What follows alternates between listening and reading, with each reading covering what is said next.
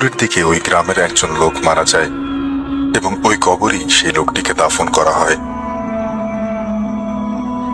এই ঘটনার ঠিক 3 থেকে 4 দিন পর চাচা ভ্যান চালিয়ে বাড়ি ফিরছিলেন। বাক্সের পাশের গ্রাম রূপপুর ব্রিজের ওখান দিয়ে আসার পথে দেখলেন 2 জন লোক দাঁড়িয়ে আছে, সাথে একটা লাশ। তারা চাচাকে ডেকে বললেন যে চাচা, লোক ইতিমধ্যে পাকশি কবরস্থানে, আমাদের লোক ইতিমধ্যে পাকশি কবরস্থানে চলে গেছে, তারা কবর খুলছে। লাশটা আমরা 2 জন কাঁধে নিয়ে এসেছি, আমরা নিতে পারছি না। আপনি যদি লাশ সহ আমাদের কবরস্থানে নিয়ে যান তাহলে খুব উপকার হয়। চাচা আবার খুব উপকারী মানুষ ছিলেন। তিনি চিন্তা করেন যে ঠিকই তো, তারা খুব বিপদে পড়েছে, আর আমি যেহেতু বাড়ির দিকে যাচ্ছি আর কবরস্থান পাড়ি দিয়েই যেহেতু আমাকে বাড়ি যেতে হয়, তাদের যদি আমি একটু উপকার করি তাহলে ওনাদের জন্য ভালো হয়, তাহলে আমি তাদেরকে নিয়ে যাই। তখন চাচা বললেন যে আচ্ছা, আপনারা চলেন। চাচা নিজেই তাদের লাশ রিকশায় উঠিয়ে দিয়ে, লাশের সাইজটা ছিল মোটামুটি ছোট, চাচা রিকশা চালিয়ে পাকশি কবরস্থানে নিয়ে যায়। সেখানে গিয়ে দেখলেন যে কবরস্থানে 2 থেকে 3 জন লোক দাঁড়িয়ে আছে। চাচা লাশটা নিজের কাঁধে করে জানাজার স্থানে নিয়ে যায়। তারা চাচাকে 100 টাকা হাতে ধরিয়ে দেয়। চাচা টাকাটা নিতে অস্বীকৃতি জানায়। চাচা বলে যে আজ যদি আমার কোনো আত্মীয়ের মধ্যে কেউ মারা যেতেন তাহলে আমি কি তাদের এই উপকারটা করতাম না? তারা চাচাকে অনেক সাধে, কিন্তু চাচা টাকাটা নেয়নি। তারপর চাচা বললেন যে আচ্ছা, আপনারা কবর খোঁড়া রেডি করেন, আমি মসজিদের ইমাম সাহেবকে নিয়ে আসছি। চাচা মসজিদে গিয়ে তাদের ইমাম ও মুয়াজ্জিনকে নিয়ে আসে জানাজা দেওয়ার জন্য। চাচা মুয়াজ্জিনকে নিয়ে কবরস্থানে গিয়ে যা দেখলেন তাতে তিনি অবাক হলেন। দেখলেন সেখানে একটা লোকও নেই, কিন্তু যে কবরটা তারা লাশের জন্য খুঁড়েছিল সেই কবরের মধ্যে মানুষের গলা কাটা একটা মাথা, 2টা হাত আর 2টা পা। তাছাড়া মানুষের কোনো বডি সেখানে ছিল না। চাচার মুয়াজ্জিন সাহেব এটা দেখে তারা দ্রুত গ্রামের দিকে যায় এবং তারা গ্রামের অনেক লোক নিয়ে তারা সেই কবরস্থানে যায় এবং সবাই গিয়ে দেখে কবরটা ঠিকই আছে, কিন্তু কবর পুরোটা ফাঁকা, সেখানে কোনো হাত পা বা মাথা যেটা তারা দেখেছিল ওগুলো কিছুই নেই। কিন্তু কবরটা সেই আগের কবরের মতোই অস্বাভাবিক রকমের সুন্দর। তারপর সবাই গ্রামে ফিরে যায়। সকালে গিয়ে আবারও মাইকে অ্যালার্ম হয় যে আরেকজন লোক মারা গিয়েছে এবং তাকেও সেই কবরে দাফন করা হয়। কিন্তু এই কবরগুলো কারা খোঁড়ে আর কেনই বা গ্রামের লোক মারা যায়? এর থেকে আরো সপ্তাহখানেক ওই লোকটির চাচা রিকশা চালিয়ে বাড়িতে ফিরছিলেন। রাত আনুমানিক 11টার মতো বাজে। চাচা কবরস্থানের কাছে গিয়ে দেখলেন সেম ঘটনা। দেখলেন 4-5 জন লোক কবরস্থানে দাঁড়িয়ে আছে, জানাজার স্থানে একটা লাশ শোয়ানো, আর কিছু লোক কবর খুঁড়ছে। চাচা ওই দিন একটু মনে সাহস এনে সামনের দিকে এগিয়ে গেলেন। কবরস্থানের বাঁশের গেট পাড়ি দিয়ে কবরস্থানের ভেতরে ঢুকে একটা সালাম দিলেন। চাচার সালামের উত্তরে সবাই একসাথে দিলেন এবং উনি ধরতে পারলেন যে তাদের প্রত্যেকের কণ্ঠই একই রকম। এটা দেখে উনি একটু অবাকই হলেন। চাচা তাদেরকে বললেন যে আসলে আপনারা কারা, আপনারা এভাবে কবরস্থানে কি করেন, আর কবর কেনই বা খুঁড়ে চলে যান? তখন তাদের মধ্যে যিনি কবর খুঁড়ছিল তিনি নিচ থেকে মাথা উপরে তুলে চাচাকে বলে, এসেছিস চুপচাপ থাকবি, নইলে এই লাশের মতো তোর মাথাটাও টেনে ছিঁড়ে ফেলবো। একথা শুনে চাচা একটু ভয় পেলেন। তাদের এমন আচরণ দেখে চাচা ভয় পেয়ে যায়। চাচা দেখলেন লাশের মাথার দিকের কাপড়টা রক্তে লাল হয়ে আছে। চাচা লাশের কাছে গিয়ে একজনকে বললেন যে ভাই, কে মারা গেছে আর তার মাথা দিয়ে এত রক্ত কেন? তাদের মধ্যে একজন বলল, কাপড়টা সরিয়ে দেখ, চিনতে পারিস কিনা দেখতে পারবি তো? না থাক, তুই দেখিস না। চাচা মনে সাহসে নেই, কাঁপা কাঁপা হাতে মাথার উপর থেকে কাপড়টা সরিয়ে উনি রীতিমতো পিলে চমকে গেল। পুরো কবরস্থানটা কেমন যেন কেঁপে উঠল। লাশের ঘাড়ে কোনো মাথা নেই। এটা দেখে তিনি চরম ভয় পেলেন। তিনি তখন যিনি কবর খুঁড়ছিলেন তিনি বললেন যে, কিরে বলছিলাম না দেখিস না, লাশের মাথা দেখবি, লাশের পেটের কাছে পেঁচানো কাপড়টা খোল, দেখ চিনতে পারিস কিনা। চাচা সাহস করে কাপড়ের মাথা খুলতেই দেখে তার পাশের বাড়ির এক ভাতিজার মাথা। জিব্বাটা দাঁতের সাথে কামড় দিয়ে দাঁত বসিয়ে রেখেছে, সেখানে রক্ত জড়িয়ে আছে। হঠাৎ করে বন্ধ চোখটা খুলে যায় এবং চাচার দিকে ভয়ানক দৃষ্টিতে তাকায়। চাচা এবার সহ্য করতে না পেরে দিক বেদিক ছুট। কবরস্থান থেকে বেরিয়ে রিকশায় উঠে টান শুরু করলেন। কবরস্থান থেকে তার বাসা প্রায় আধা কিলো। বেশ দূরে যেতেই দেখলেন কেউ হেঁটে সামনের দিকে, মানে চাচা যেদিকে যাবেন সেদিকে যাচ্ছে। চাচা প্রচন্ড ভয় পাওয়ার কারণে সামনের জনকে বলেন যে, ভাই আমি ভয় পেয়েছি, আমাকে বাঁচান। প্রচন্ড ভয়ের কারণে চাচা কথাগুলো বলছিল। লোকটার কাছে যেতেই চাচা হতভম্ব হয়ে যায়। দেখলেন ওই যে কবরস্থানে যে ভাতিজার মাথা কাটা লাশ দেখে আসলো, সেই ভাতিজা এই রাস্তা দিয়ে হেঁটে হেঁটে বাড়ির দিকে যাচ্ছে। কিরে তুই এখানে? তাহলে কবরস্থানে কাকে দেখে আসলাম? ভাতিজা বলে, কবরস্থানে আমি কি করতে যাব? চাচা ভাতিজাকে নিয়ে তার বাড়িতে নামিয়ে দিয়ে তারপর বাসায় যায়। হাত মুখ ধুয়ে ঘরে যাবে, হঠাৎ চাচার চোখ আটকে যায় তার রিকশার সিটের উপরে।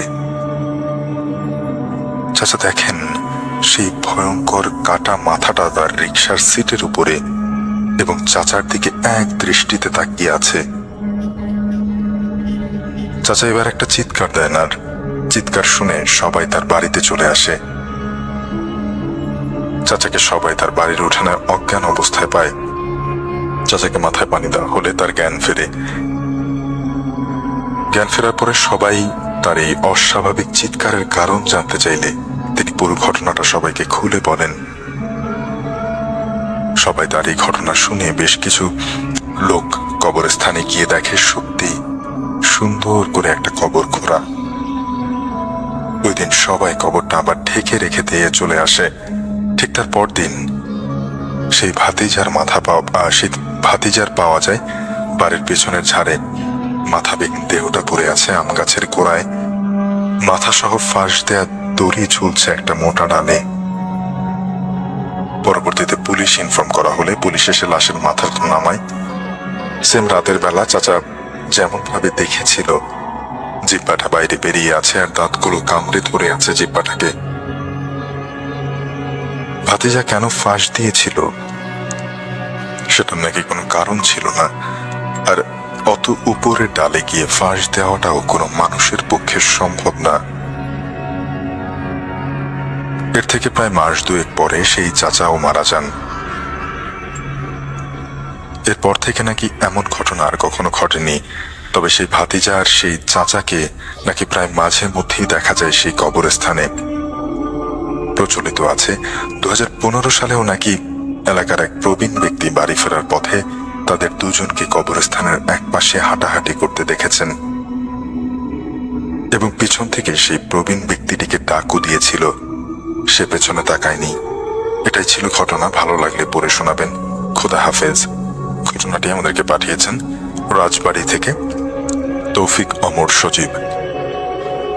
ধন্যবাদ তৌফিক অমর সজীব সহ যারা যারা আমাদেরকে ঘটনা পাঠাচ্ছেন সবাইকে।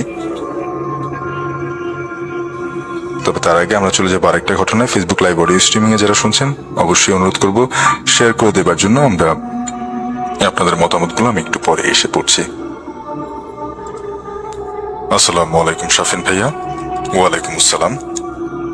আমি জানি আপনি সবসময় ভালো থাকার চেষ্টা করেন, তাই আর জিজ্ঞেস করলাম না। আমার নাম মোহাম্মদ জামাল। আমার গ্রামের বাড়ি কুমিল্লা, তবে গাজীপুরের পোড়াবাড়ি এলাকায় কিছুটা জমি কিনে বাড়ি বানিয়ে পরিবার নিয়ে এখানে সেটেলড হয়েছে। আমার অফিস জয়দেবপুরে। অফিস শেষ করে বাড়ির উদ্দেশ্যে বেরোতে বেরোতে প্রায় রাত 8টা-9টা বেজে যায়। জয়দেবপুর থেকে সোজা মহাসড়ক দিয়ে বাড়ি যাওয়া গেলেও ভেতরের রাস্তা দিয়ে চত্বর বাজার দিয়ে গেলে অনেক দ্রুত পৌঁছানো যায়, এই বলে আমি সেদিক দিয়ে সব সময় যাতায়াত করতাম। নতুন পাকা রাস্তার দুধারে ঘন জঙ্গল। সে রাতের নিজের বাইকে করে একা একা জঙ্গলের মধ্যকার রাস্তা দিয়ে আমি বাড়ি ফিরছিলাম। চত্বর বাজার পেরিয়ে বেশ কিছু দূর সামনে গিয়ে দেখি একটা মোটর সাইকেলে আমার আগে আগে এগোচ্ছে। আমার হেডলাইটের আলোতে দেখলাম পেছনে একজন লাল শাড়ি পরা কম বয়সী মহিলা বসা। সামনে বসে থাকা মাঝবয়সী ভদ্রলোক বাইক চালাচ্ছে। মহিলার শাড়ির আঁচলটা থেকে থেকেই পেছনের চাকার সাথে ঘষা লাগছে, আর একটু হলেই চাকার সাথে শাড়িটা পেঁচিয়ে যে কোনো একটা দুর্ঘটনা করতে পারে। এটা দেখে আমি বাইকের স্পিড বাড়িয়ে দিয়ে সামনের মোটর সাইকেলের নাগাল পাবার চেষ্টা করলাম। কাছাকাছি আসতেই মহিলাকে উদ্দেশ্য করে বললাম, ভাবি শাড়ির আঁচলটা তুলে নিন। মহিলা আমার কথা শুনল বলে মনে হলো না, কিন্তু তার সামনে বসে থাকা লোকটা, সম্ভবত তার স্বামী, আমার দিকে অদ্ভুতভাবে তাকিয়ে রইলেন। আমি আর ওদিকে খেয়াল না করে বাইকের স্পিড বাড়িয়ে দিয়ে ওনাকে ক্রস করে সামনে চলে গেলাম। একটু পরেই পেছন থেকে হর্নের শব্দ শুনে পেছনে ফিরে তাকিয়ে দেখি সেই লোকটা,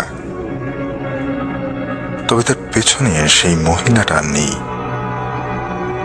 লোকটা আমার সামনে এসে হাত ইশারা করে থামতে বলল আমাকে। আমি থামলাম। ভদ্রলোক আমাকে বললেন, ভাই আপনি তখন আমাকে কি বললেন? আমি বললাম, আপনার পেছনের মহিলাকে তার শাড়ির আঁচল তুলতে বলেছিলাম ভাই। ভদ্রলোক আমার দিকে তাকিয়ে অবাক আর রাগান্বিত দৃষ্টি নিয়ে বললেন, ধুর মিয়া, কি কন? আমার পেছনে মহিলা কোত্থেকে আসবে? আমি তো আকাশ থেকে বললাম। ওনার কথা শুনে বললাম, কি বলছেন এসব? আমি নিজ চোখে দেখলাম আপনার পেছনে ওই মহিলাটাকে, আর ওই জঙ্গলের মধ্যে কোথায় নামিয়ে দিলেন তাকে। ভদ্রলোক এবার আরো রেগে গিয়ে আমাকে বললেন যে ফালতু টালতু বলে আমাকে চলে গেলেন, আর আমি থ হয়ে দাঁড়িয়ে রইলাম। এর কয়েকদিন পরের কথা। প্রতিদিনের মতো সেদিনও আমি অফিস শেষ করে বাড়ি ফিরছিলাম। গতদিন ওই লোকদের যেখানে প্রথম দেখেছিলাম সেই জায়গাটা পার হবার কিছুক্ষণ পরে আমার কাঁধে কারো স্পর্শ টের পেলাম। সাথে সাথে আমি বাইক থামালাম। পেছনে ফিরে দেখি কিচ্ছু নেই, অন্ধকার রাস্তা। কিছুটা আমি ভয় পেলাম। আমি বাইকের স্পিড বাড়িয়ে দ্রুত সেখান থেকে চলে যেতে চাইলাম। একটু পর পেছন থেকে একটা হর্নের শব্দ শুনতে পেলাম। লুকিং গ্লাসে দেখলাম বেশ কিছুটা পেছনে একটা মোটর বাইক এদিকেই আসছে। কাছাকাছি আসতেই মোটর সাইকেলে থাকা কম বয়সী একটা ছেলে আমাকে বলল, ভাবি আপনার শাড়িটা ঠিক করে নিন। অবাক হলাম আমি। ছেলেটার দৃষ্টি আমার দিকে না, আমার পেছনের সিটের দিকে। কথাটা বলেই ছেলেটা বাইকের স্পিড বাড়িয়ে সামনে অন্ধকারে মিলিয়ে গেল। ভয়ে আমার হাত পা তখন কাঁপছে। কাঁধের কাছে আবার সেই গরম হাতের স্পর্শ অনুভব করলাম। সেটা এতটাই গরম যে আমার কাছে মনে হলো যেন কাঁধের চামড়া পুড়ে যাচ্ছে। কি করব কিচ্ছু বুঝতে পারছিলাম না। গিয়ার বাড়ালাম। হঠাৎ করে মনে হলো পেছনের চাকাটা জ্যাম হয়ে গেছে। দ্রুত গতিতে চলা বাইকের চাকা যদি হঠাৎ বন্ধ হয়ে যায় তাহলে যা হবার তাই হলো। নিজের দেহটা 3-4 হাত সামনে ছিটকে পড়ে গেল। বাইকটাও রাস্তায় পড়ে ভেঙে গেল অনেকটা। হাত আর পায়ে অনেকটা কেটে গেছে, মাথা বেয়ে রক্ত পড়ছে। বোধহয় অনেকটাই কেটে গেছে, যন্ত্রণায় চিনচিন করছে জায়গাটা। উঠে দাঁড়াতে চেষ্টা করেও আমি পারলাম না। আর ঠিক তখন যা দেখলাম তাতে আমার বুকের ভেতরটা ছ্যাদ করে উঠল। রাস্তার উল্টো পাশে লাল শাড়ি পরা সেদিনকার দেখা কম বয়সী সেই মহিলা দাঁড়িয়ে আছে। এক দৃষ্টিতে আমার দিকে তাকিয়ে মুচকি মুচকি হাসছে। আমার সাথে চোখাচোখি হতেই ভয়ে আমি কিছুটা ঘাবড়ে গেলাম। এটা দেখে সেই মহিলা বিকট একটা মুখ নিয়ে হাসতে থাকলো। নৃশংস সেই হাসি, আর তারপরে চোখের সামনেই বাতাসে উবে গেল মহিলাটা। এটা দেখে আমি আর নিজেকে ঠিক রাখতে পারলাম না, জ্ঞান হারিয়ে ওখানে ওভাবেই পড়ে রইলাম। চোখ খোলার পর নিজেকে একটা ছোট্ট বেডে আবিষ্কার করলাম। একটা ডাক্তারখানায় শুয়ে আছি, আমার স্ত্রী আমার পাশে দাঁড়িয়ে আছে, আর তার পাশে আমাকে ক্রস করে যাওয়া সেই কম বয়সী ছেলেটা। বুঝলাম ওই ছেলেটাই আমাকে ওখানে এনেছে। মাথায় বেশ কয়েকটা সেলাই দেওয়া হয়েছিল। সেবারের মতো আমি এভাবেই বেঁচে গিয়েছিলাম। শাফিন ভাই, এটা আমার নিজের সাথে ঘটে যাওয়া ঘটনা, আর তাই আমি জানি এর ভয়াবহতা। শ্রোতাদের বিশ্বাস অবিশ্বাস তাদের নিজেদের ব্যাপার। এরপর থেকে আমি আর ওই রাস্তায় চলাফেরা করি না, মহাসড়ক দিয়ে যাতায়াত করি। ভালো থাকবেন শাফিন ভাইয়া। ঘটনাটা যদি ভালো লাগে আমাদেরকে সবার সাথে শেয়ার করবেন। আল্লাহ হাফেজ। ঘটনাটি আমাদেরকে ইমেল করেছেন মোহাম্মদ জামাল, কুমিল্লা থেকে।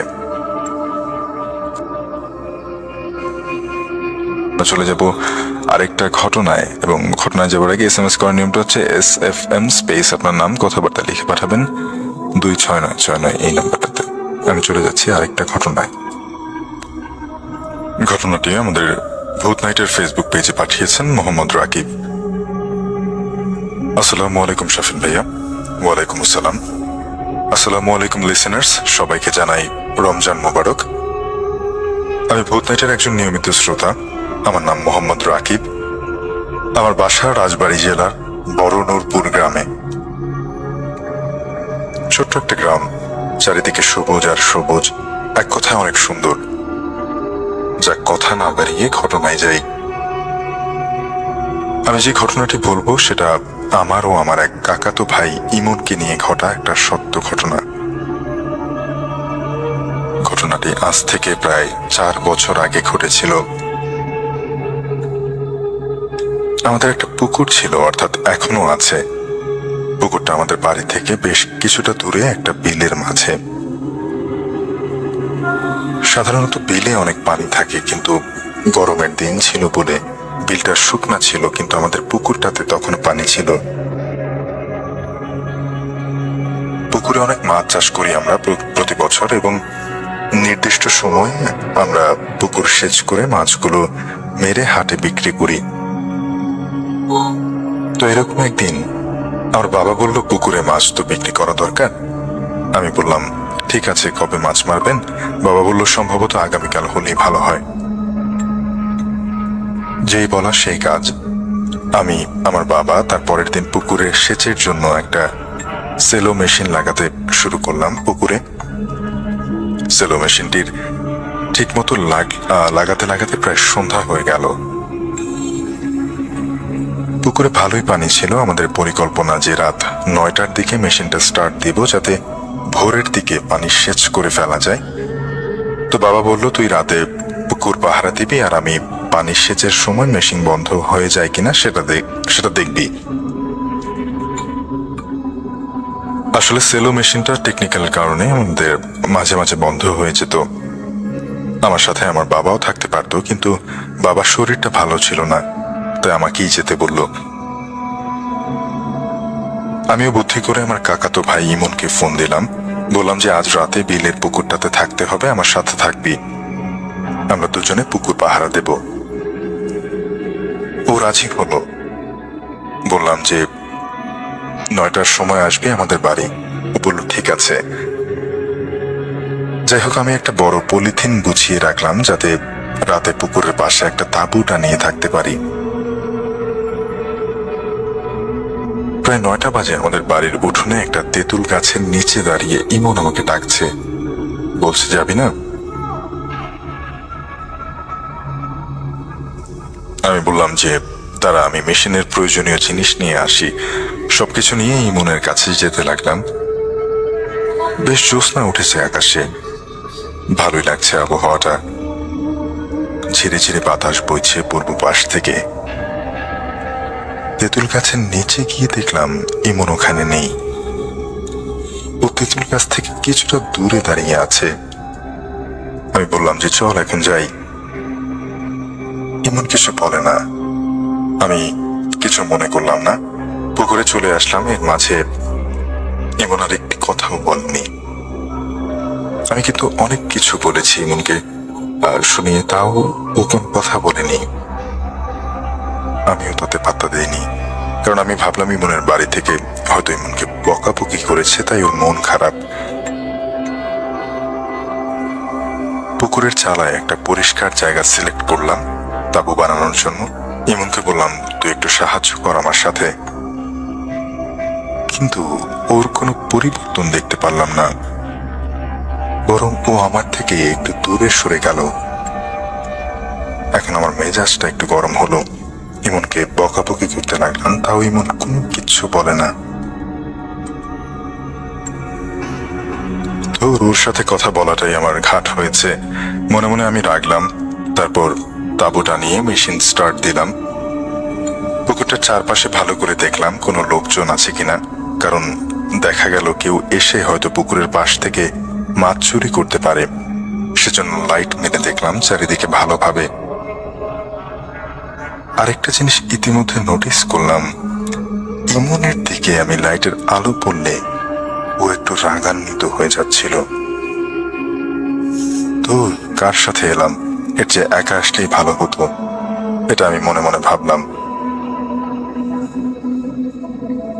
যাই হোক, আমি ভাবলাম যে আপাতত পুকুরের পানি কমতে থাকুক, এর মধ্যে আমি একটু ঘুমিয়ে নিই। আমি তাঁবুর ভেতরে ঘুমানোর জন্য গেলাম আর ইমনকে ডাকলাম, কিরে ঘুমাবি নাকি, আয়। ও তারপরেও কিছু বলল না। দূর থেকে ওর মতোই আমি বললাম যে ধুর, ওর মতোই থাকুক। ঘটনাটি ঘটলো, আমার ঘুম ভাঙলো প্রায় রাত 2টার দিকে, যখন টের পেলাম মেশিনটা বন্ধ হয়ে গেছে।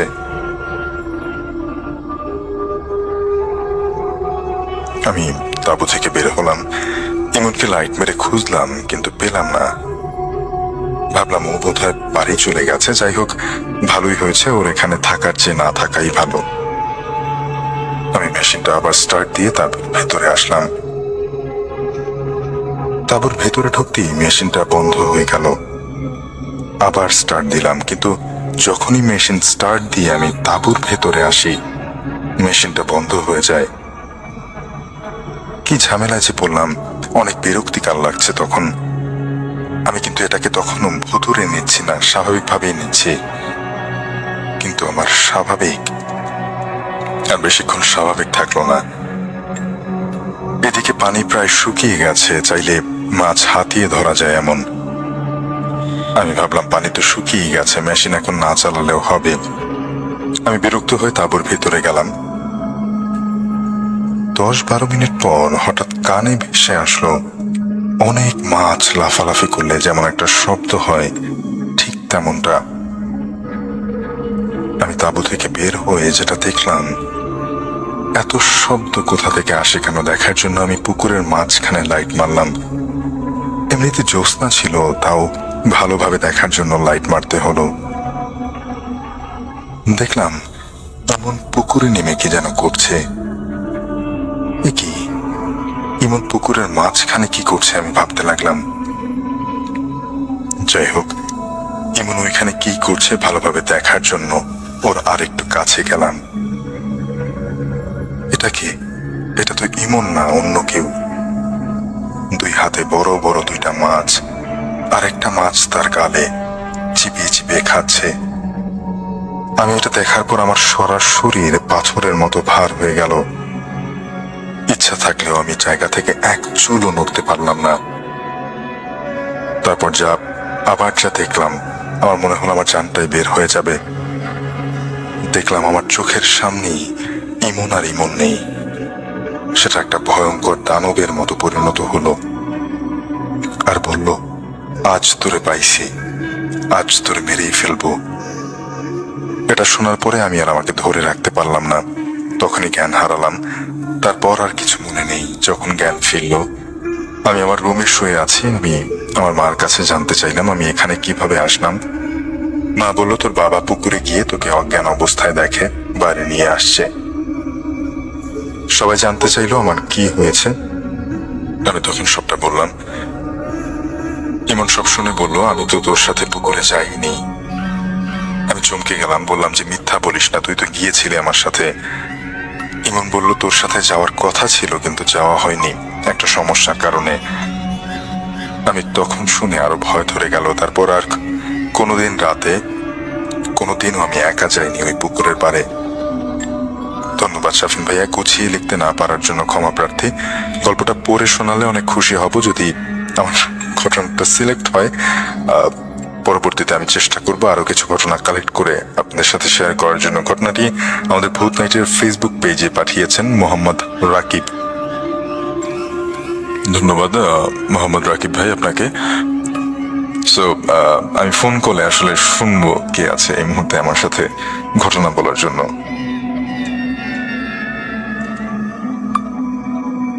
হ্যালো হ্যালো, আসসালামু আলাইকুম শাফিন ভাই। ওয়ালাইকুম আসসালাম, কে আছেন? শাফিন ভাই কেমন আছেন? জি আমি আলহামদুলিল্লাহ খুব ভালো আছি। আমার মনে হচ্ছে যে বিদ্রোহী ভাই আসলে ঘটনা শোনাতে যাচ্ছে। হ্যাঁ, আমি বলছি আমার ঘটনা আছে। জি জি তার আগে আপনি কি বলতে পারেন যে আসলে বিদ্রোহী ভাই, আমি কণ্ঠ শুনে কিভাবে বলে দিলাম যে he is one of our regular listeners. তিনি আসলে প্রত্যেকটা শোতেই থাকেন। ইনফ্যাক্ট তিনি আসলেই আমাদের খুব কাছের একজন মানুষ। সো এই সময় পেয়ে অনেক ভালো লাগলো ভাই। জি, আপনার ঘটনাটা শুনবো। তো আমার ঘটনা হচ্ছে, আমার তো সম্পর্কে নানা হয়। হ্যাঁ, তো নানা আমার ওই চেয়ারম্যান না থাকলে উনি দায়িত্ব পালন করতো আর কি। হ্যাঁ, আচ্ছা আচ্ছা। তো এখন ওই কোন এক মানে গ্রামের একটা ইউনিয়ন নিয়ে কয়েকটা গ্রাম থাকে, হয়তো ওই গ্রামের মানে একটু দুর্গম একটা পথ। তো এতে মানে কি যেন একটা মানে সমস্যা হয়েছে জায়গা জমি নিয়ে, তাদের মধ্যে ফাইসালা করে দিয়ে আসার পথে মানে তখন অনেক রাত হয়ে যায়। আচ্ছা, 12টা 1টা বেজে যায়। অলরাইট। তো আস্তে আস্তে তো মানে 1টা কি 1:30 বাজে। গ্রামের পথে কিছু ব্রিজ আছে, একটা ব্রিজ আছে, ব্রিজের আশেপাশে কোনো বাড়ি ঘর নেই এবং ওই ব্রিজের পাশ থেকে মানে নদী বয়ে গেছে, মানে গ্রামের কিছু নদী, মানে ছোটখাটো নদীগুলো। আচ্ছা, এই নদীর পাশে যখন ওই ব্রিজের উপর যখন আসছে, বাচ্চা একটা ছেলে মানে সিগন্যাল দিয়েছে ওই রাতে। ছোট্ট একটা বাচ্চা সিগন্যাল দিয়েছে, হেডলাইটের আলোতে একটু অল্প অল্প দেখা যায়। তো বাচ্চারা যখন সিগন্যাল দিত, ব্রেক করে বলছে যে আমাকে নিয়ে চল। আচ্ছা, তখন উনি মুরব্বী মানুষ বলছেন, আমি একটা মুরব্বী মানুষ, আমি হ্যাঁ, আর তো তুমি আমাকে তুই করে কথা বলছো, আমাকে নিয়ে যাও। তাকে তুই করে কথা বলছিল সেই বাচ্চাটা? হ্যাঁ, আমাকে নিয়ে চল, নিয়ে চল। বাইকে করে আমাকে নিয়ে চল। আচ্ছা, মানে হঠাৎ একটা বাচ্চা একাই ওই ব্রিজের ওখানে? হ্যাঁ, ওই জায়গাটা আগে থেকে খারাপ ছিল। ওই যারা সাইকেল চালিয়ে যেতে চাইতো বা রাতের বেলা, পিছনে দেখা যাচ্ছে যে একটা বিড়াল পিছনে ক্যারিয়ারে বসে আছে। হ্যাঁ, আচ্ছা আচ্ছা, পিছনে ম্যাও ম্যাও করে, মানে এই জায়গাটা খারাপ আর মানে ওই খুশি হচ্ছিল। আর এবং বিভিন্ন ভাবে এই পথে গেলে অনেক কিছু দেখতে পেত। কালো বিড়াল, হ্যাঁ, যে বাধা দিত, রাতে গভীর রাতে কেউ গেলে ভয় দেখাতো, চোখ বড় বড় তুলে দৌড়ে আসতো, মানে তোমাকে দূষিত জায়গা ছিল। ওই জন্য ওই পথে কেউ একা একা যাওয়া মানে সাহস করতো না রাতের বেলা। আচ্ছা আচ্ছা, সাহস করতো। এমন অনেক জায়গায় আছে আসলে আমাদের গ্রামগুলো শহরগুলোতে। আমি যেমন বললাম যে অশরীরীরা একটা স্পেসিফিক জায়গাতে থাকতে পছন্দ করে এবং ওই জায়গায় অন্য কোনো মানুষের উপস্থিতি তারা একদমই চায় না। আবার দেখা গেছে কোনো রাতে যে মৃত লাশ দাপন কাপন করা অবস্থায় হয়তো সাইডে শুয়ে আছে, মানে এরকম আর কি। ওইখানে জায়গা খুব দূষিত ছিল। আর এখন যখন পৌঁছেছে আমাকে নিয়ে চল, তুমি আমি আর তবু মানুষ, তোমার বয়স অনেক বড়, তুমি আমাকে তুই করে কথা বলছো তুমি। তখন বলছে যে আমাকে কথা কম বল, আমাকে নিয়ে চল। বলছে না, আমি তোকে নেবো না। তখন কি করছে, উনি মানে হুন্ডাটা স্টার্ট দিয়ে মানে ওদের হচ্ছে তোকে আমি নেবো না, আমি গিয়ার দিয়ে চলে যাওয়ার চেষ্টা করছি। কিন্তু ওই বাচ্চাকে পিছন থেকে বাইকটা টেনে ধরেছে।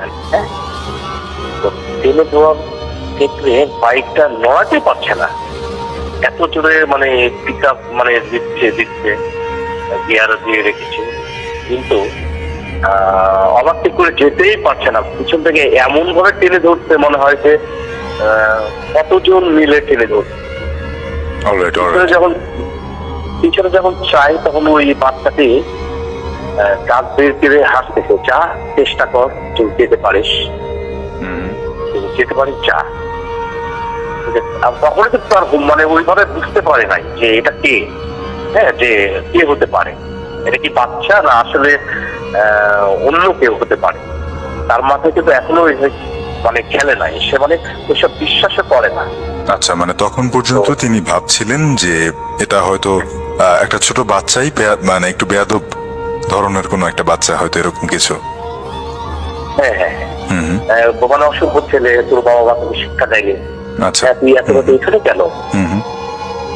তো মানে এরকম তাকে একটু কথা বলতে, আমি দেখে নেবো, আমি চেয়ারম্যান, মানে এভাবে অনেকদিকে দেখে নেবো, কোথাও কার ছেলে তুই। হ্যাঁ, তো পরে দেখলাম পরে যখন বাচ্চাকে ধরতে, বাচ্চা মানে জোরে একটা থাপ্পড় মার, হ্যাঁ, থাপ্পড় মারার পরে মানে বাচ্চার থাপ্পড়ে মানে এমন অবস্থা, মুখ বাঁকা হওয়ার মতো। তখন বুঝতে পারছি যে অবস্থা খারাপ। হ্যাঁ, তো কোন রকমে বাইকটা ওখানে ফেলে দিয়ে মানে তো। আচ্ছা, তখন উনি শিওর হলেন যে এটা কোনো বাচ্চা না, এটা একটা অশরীরী। এবং তার চোখ দুটো জলজল করে। আচ্ছা, পরবর্তী চোখটা জলজল করে এবং অনেক মানে চর ঠাকুর পিঠের মধ্যে অনেক মানে তিল খুশি এসব দিয়েছে। হ্যাঁ, তো পরে দৌড় মানে অনেক দৌড় মানে যেতে তার পাশেই মানে এমন ভাবে দৌড়ে গেছে, মাটির, আমাদের রাজশাহীতে কিন্তু মাটির দুতলা বাড়ি থাকে, শামিল ভাই আপনি জানেন কিনা? হ্যাঁ, আমি জানি। মাটির দুতলা বাড়ি থাকে, সুন্দর করে মানে সিঁড়িটাও মাটির এবং সবকিছু মাটির, এবং সামনে তো দুতলা বাড়ি। ওই দুতলা বাড়ির রহেদ না, ওইখানে বাড়ির পাশে যে রহেদ বলে জোরে চিৎকার দিয়ে মানে ডাক দিয়েছে, রহেদ বলে পড়ে গেছে। তো সবাই বের হয়ে আসছে, বের হয়ে আসার পরে দেখে যে চোখের নিচে কালো দাগ পড়েছে, শরীরটা ফুলা, গোটা শরীরটা ব্যথা, হ্যাঁ, ব্যথা পেয়ে গেছে, মানে কালো হয়ে গেছে। কি হয়েছে? তো এই অবস্থায় বাচ্চা আমাকে কিভাবে ধরে মারছে, ওই বাচ্চা কাঁদছে, এই অবস্থা আমাকে চিন্তা করছে, এবং বাচ্চার মানে আর বুঝতে পারছি না। তো তখন বুঝতে পারছে সবাই যে ওরা তো বাচ্চা না, এটা ওই ধরনের ঘটনা ওখানে ঘটে, ওই ধরনের ঘটনা ওখানে ঘটে, এবং অন্যটাও আলগা করে ফেলেছিল ওখানে, ওকে সহ। এটা ছিল ঘটনা। পরে সবাই মিলে নিয়ে গেছে, তারপরে ওখানে কেউ নাই, বাইকটা শুধু ওখানে পড়ে আছে, আর কেউ নাই। পরে সবাইকে নেওয়ার পরে উনি অনেক দিন 15-20 দিন ধরে মানে চোখের নিচে কালো দাগ বা শরীরটা কালো অবস্থা ছিল এবং অনেক অসুস্থ ছিল। ট্রিটমেন্ট নিয়ে আপনাকে মানে ঠিক হয়েছে। জি, অনেক ধন্যবাদ বিদ্রোহী ভাই, অসংখ্য ধন্যবাদ ঘটনাটা শেয়ার করার জন্য, এবং আশা করবো অবশ্যই শুনতে থাকবেন আমাদের সাথে। ওকে শামিল ভাই, থ্যাংক ইউ আমাকে সুযোগ করে দেওয়ার জন্য। জি, অনেক ধন্যবাদ।